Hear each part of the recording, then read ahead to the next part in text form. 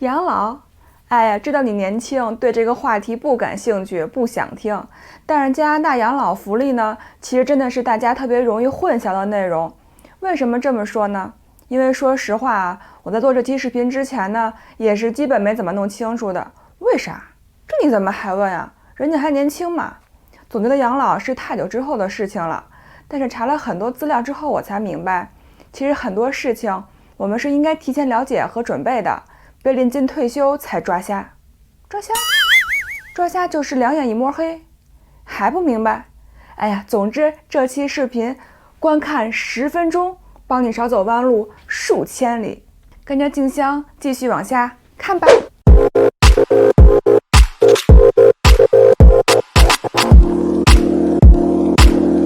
第一项，养老金 Old Age Security， 简称 OAS。养老金计划 OAS 是65岁或以上的人每月可以领取的一项福利。那么领取资格呢，是必须是加拿大公民或者永久居民，在18岁之后在加拿大至少住满了10年。领取的金额是依据你在加拿大生活的时间长短而定的。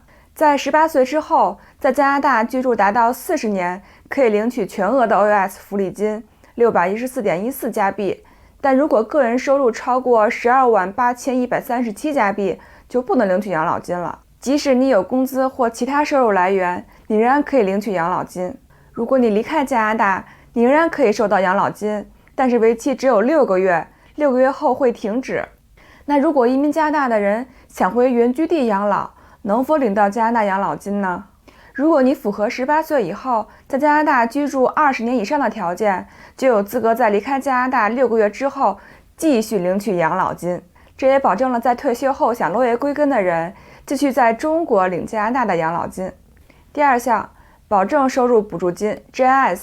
保证收入补助金 GIS 就是为在加拿大低收入的老年人提供额外的钱。这个申请呢，和我们刚刚提到的养老金 OAS 的申请是在同一张表格上的。申请资格是什么呢？申请人必须已经在领取 OAS， 而且符合低收入的要求，或者没有收入，就是说你的收入越低，你得到的补助就越多。如果你有配偶，你所能得到的补助金额会根据你和你配偶的年收入总和而定。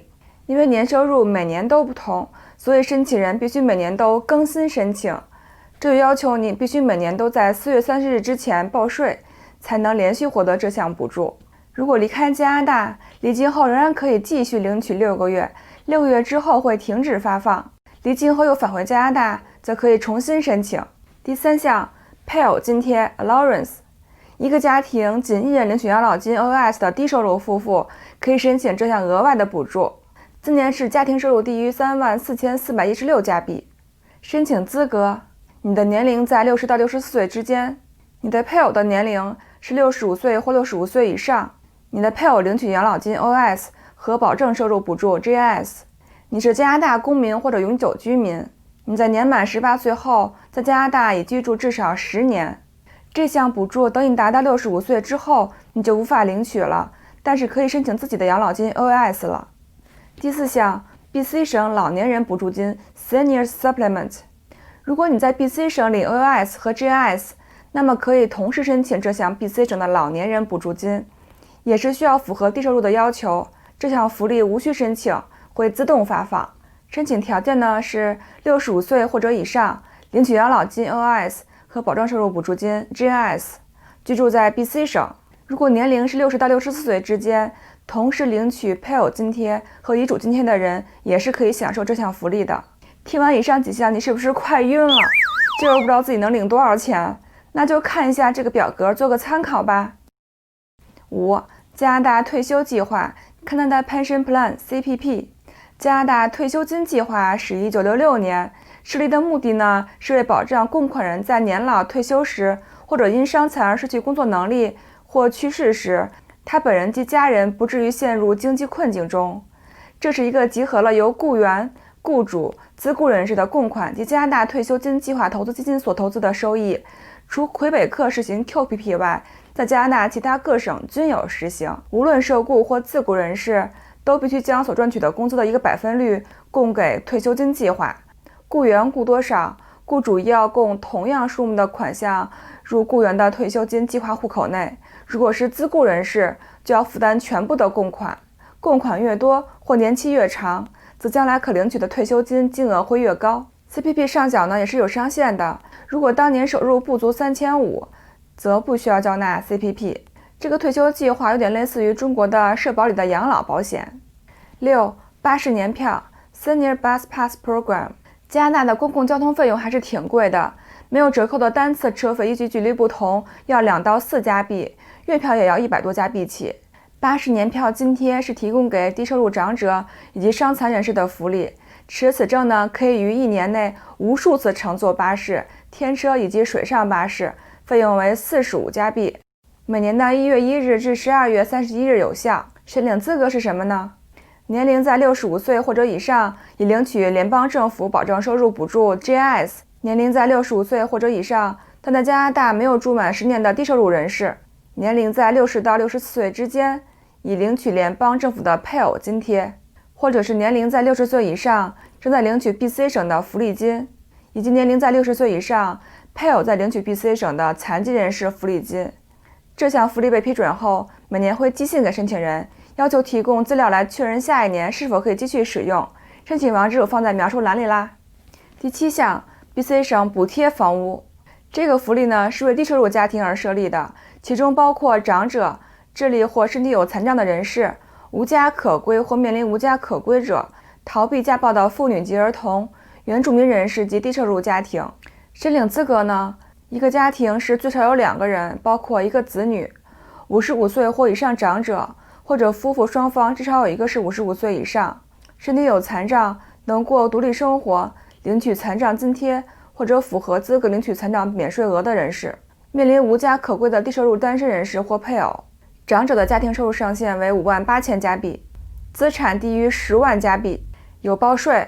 申请日之前在 BC 省住满12个月，及所有家庭成员不在移民担保期内，必须是加拿大公民、永久居民、公约难民及难民申请人。